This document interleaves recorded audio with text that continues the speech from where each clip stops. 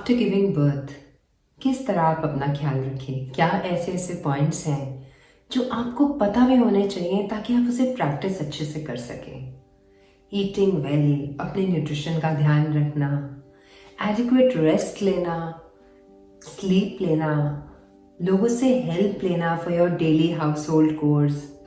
In fact अपने आप को थोड़ा रिलैक्स करने के लिए स्पेशली कुछ ना कुछ डिसीजंस पहले से ही लेके रखना, सब पे ट्रस्ट करना कि सब आपका बहुत ख्याल रखना चाहते हैं इस समय।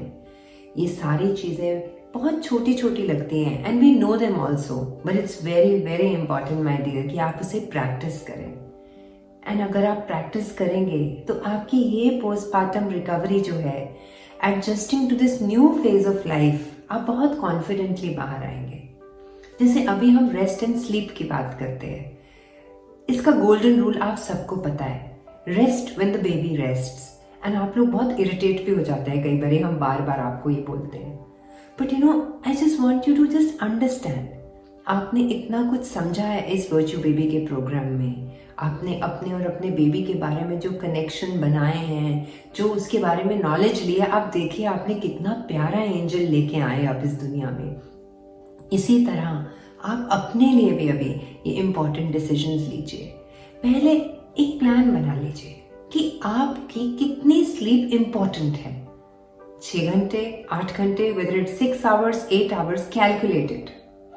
And then मैंने एक बहुत अच्छा तरीका जो मैंने खुद भी पर्सनली यूज़ किया था, उतना अच्छे से नहीं यूज़ किया था, पर आज इतना पढ़ने के बाद I can at least share with you.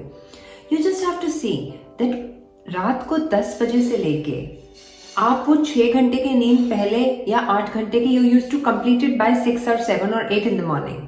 But now just make sure that वो 10 o'clock at night से लेके you're completing it by the next afternoon. 12, 1, your baby eventually will start sleeping at night. कोई कोई बच्चे तो शुरू से ही ऐसे होते हैं, और अगर आपकी वर्च्यू बेबी की ट्रेनिंग अच्छी है, या मैं ये कहूँगी अगर उसने बात सुनी है और वो भी कंफर्टेबल है, तो वो ज़रूर करेगा। ट्रेन तो आप प्यार से ही करते हैं, बट फिर भी बेबी अपने माइंड, अपने रिश्ते, अपने संस्कार से आता है, तो कभी कभी रात को वो थोड़ा ज़्यादा डिस्टर्ब्ड होता है। भले आपने बहुत उसको कहा हो कि आप अच्छे से सोना, आप अच्छे से करना, उसको भी बहुत लोग याद आते हैं जिसको वो छोड़ के आया है, तो नाइट में थोड़ा कभी कभी वो डिस्टर्ब हो जाता है, या कभी कभी वो अवेक रहता है, क्योंकि उसके लिए डे और नाइट का कोई शेड्यूल नहीं है।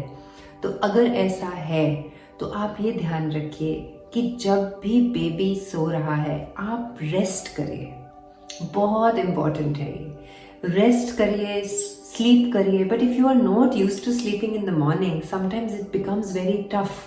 आई नो, बिकॉज अगर आपको रात को ही सोने की आदत है एंड डे में आप पूरा टाइम एक्टिव रहे हैं अब तक, suddenly if I tell you कि आप मॉर्निंग सो जाइए, not very easy.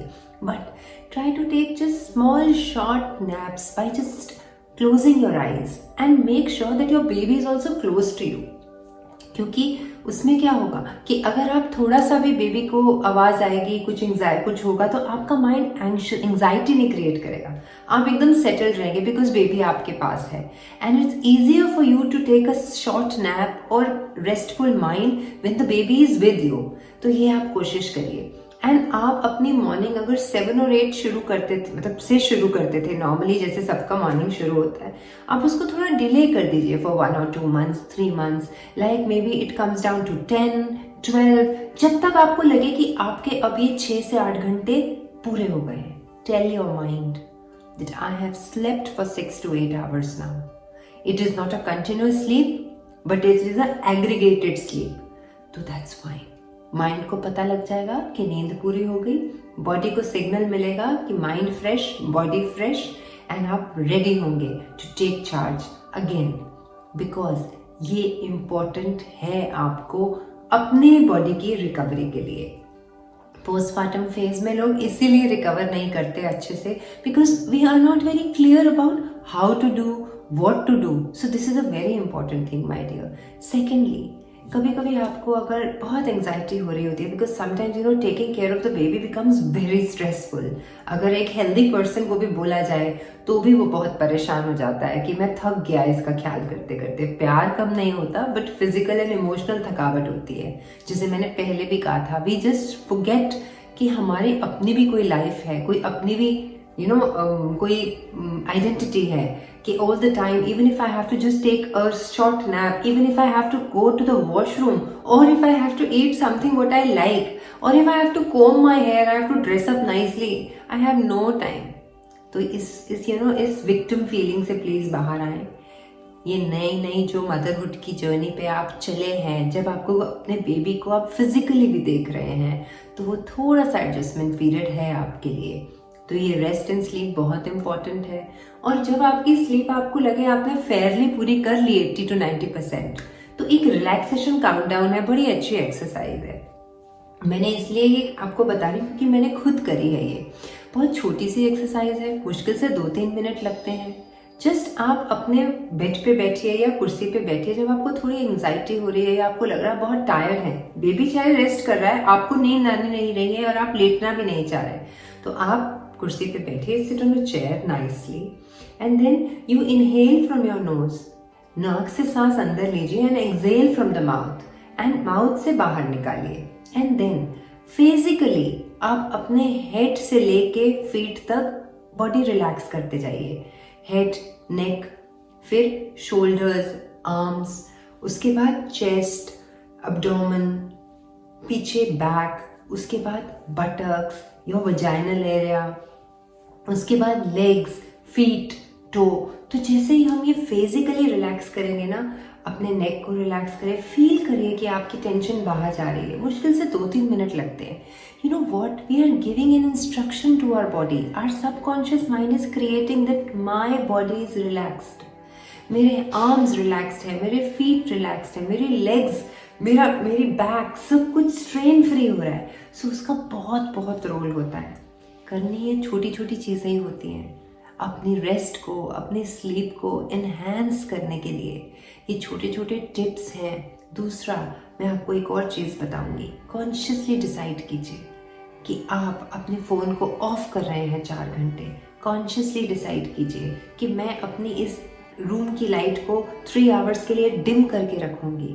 Consciously decide कीजिए कि मैं इतने विजिटर्स और इतने लोगों को लिमिट करूंगी। एंड कभी कभी कोई आके अगर ज़्यादा भी बैठ जाए, बी वेरी क्लियर कि आपका रेस्ट करने का टाइम है और आप आराम करना चाहते हैं।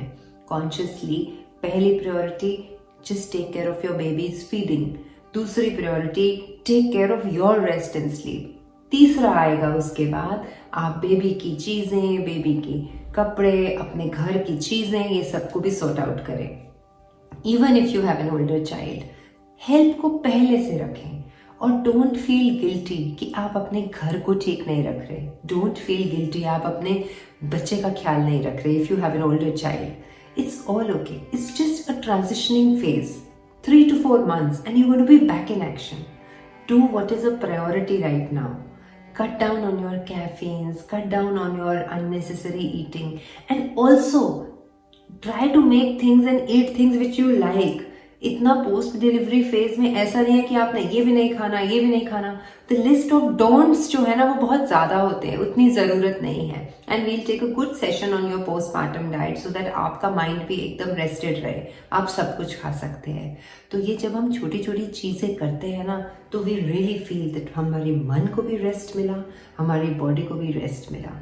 और दूसरी चीज, जितना भी बिजी हो, बेबी आपका क्रैंकी भी हो रहा है, आप अगर एक मेडिटेटिव लाइफस्टाइल में चल रहे होंगे, जो मेरे हिसाब से आप वर्च्यू बेबी फॉलो कर रहे हैं, तो आपका माइंड कनेक्टेड है अपनी बॉडी से पहले, और फिर आपका माइंड अपने बेबी के माइंड और बॉडी से भी कनेक्टेड है, और इसलिए वो फीलिंग जो है वो ऑल अक्रॉस आपसे निकलती है। तो आप डेफिनेटली इस पोस्टमार्टम फेज को और कॉन्फिडेंटली, वाइजली, रेस्टफुली और जॉयफुली क्रॉस करेंगे, बिकॉज आपके जीवन का ये बहुत अच्छा लैंडमार्क है। तो इसलिए घबराए नहीं, सपोर्ट ले ले, हस्बैंड से भी ले ले, इन लॉज से भी ले ले, पेरेंट्स से भी ले ले, सिबलिंग से भी ले ले, बाकी हाउस होल्ड हेल्प से भी ले ले, क्योंकि ये हेल्प से ही, कोऑपरेशन से ही, सहयोग से ही आप बहुत अच्छे से अपने इस बेबी को वेलकम भी करेंगे, क्योंकि उसकी पर्सनालिटी भी तो आपकी ट्रेट्स, आपकी पर्सनालिटी से जुड़ी हुई है। तो इसलिए अपने आप को बहुत अच्छे से ये छोटी छोटी चीज़ें बताइए, और ये स्लीप की जो मैंने छोटी छोटी आपको चीज़ें बताई हैं उन पे फॉलो करेंगे तो ये पोस्टपार्टम रिकवरी रेस्ट और स्लीप से ठीक हो जाएगी। ना तो हमारी ज़रूरत पड़ेगी, ना साइकोलॉजिस्ट की ज़रूरत पड़ेगी, ना ही किसी काउंसलर की ज़रूरत पड़ेगी, क्योंकि आप अपनी काउंसलिंग इतनी अच्छे से कर लेंगे, क्योंकि एक आप नॉलेजफुल वर्च्यू पेरेंट हैं।